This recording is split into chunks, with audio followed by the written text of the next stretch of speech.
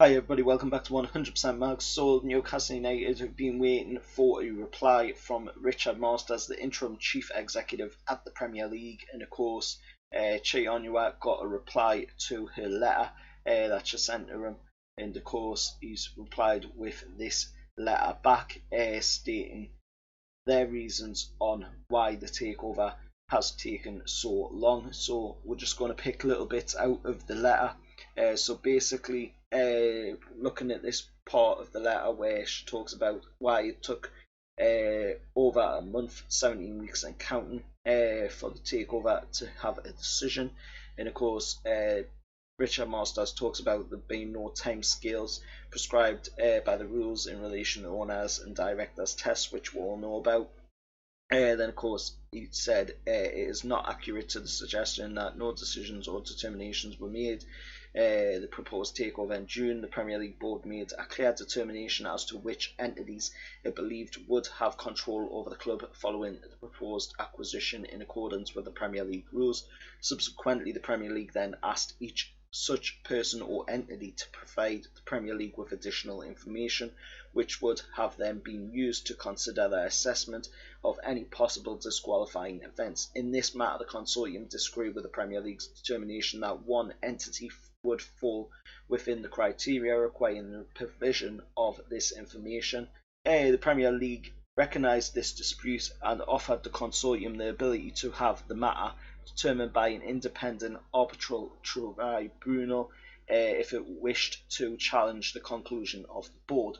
The consortium, of course, chose not to take up that offer, but nor did it procure the provision of the additional information later. Of course, PIF specifically voluntarily withdrew from the process. This meant that there was never any point where the Premier League board was asked to make an assessment on the suitability of all members of the consortium. If that additional information had been provided, the Premier League board would have made that suitability decision accordingly. Now, basically what they're saying is that PIF didn't give them the right information, saying that they were a separate entity to the Kingdom of Saudi Arabia, which of course we all know that PIF supposedly had sent a letter stating from the highest power in Saudi Arabia, the Saudi Royal Crown Court, stating that PIF was a separate entity, of course, to the Kingdom of Saudi Arabia, but the Premier League weren't going to have that, and of course that is why PIF withdrew voluntarily from the takeover. Then we'll go on to talk about, of course, the human rights, and of course Richard Masters replies back with the owners and directors test includes a wide range of disqualifying offences and events, including specific reference to intellectual property infringements, of course talking about the piracy problems in Saudi Arabia, which we all know that Saudi Arabia worked very hard to get rid of that problem, and it's no longer a problem in the Kingdom of Saudi Arabia. But then, of course, they talk about it being critically important to the Premier League's commercial interests that of our member clubs' broadcast revenues are source of income for a majority of our clubs, including Newcastle United. As noted above, the PIF announced its withdrawal from the process before the board was required to come to any conclusions on this aspect of the test. Again, they had actually cleared up the piracy problems in Saudi Arabia, so that again does not involve PIF, and that can't be a disqualifying factor on the takeover. Then, of course, Che Onua asks about did any of the other Premier League clubs object to the takeover, and of course Richard Masters replies back with the owners and directors test is delegated to and carried out entirely by the Premier League board.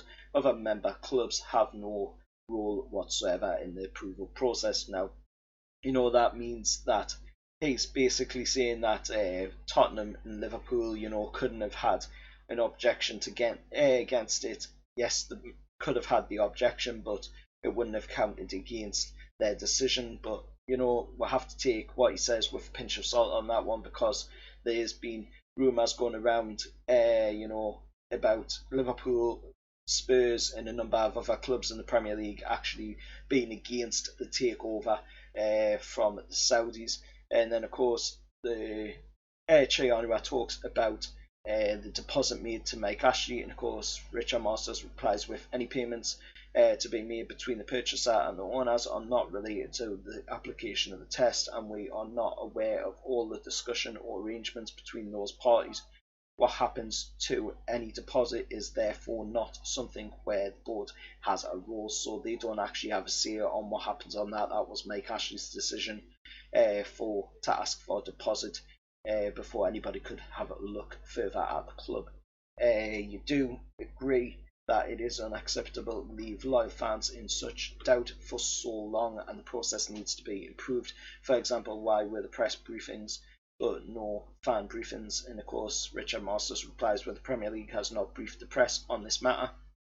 Despite often incorrect information being published in the media, it is of course a delicate balance to strike parties to a process such as this deserves that it be kept confidential and carried out in a professional manner. If it were not, then we believe necessary disclosures would be harder to obtain. A potential purchaser would be discouraged from entering the market.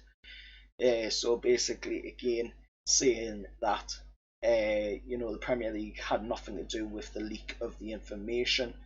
So basically, what Newcastle United fans need to know is why was the likes of Richard Keys in the front row on this, and of course Martin Samuel coming out with the letter, what Richard Masters has sent to Che Onua as well, only the matter of minutes to hours, before this letter was actually published by Che Onua as well.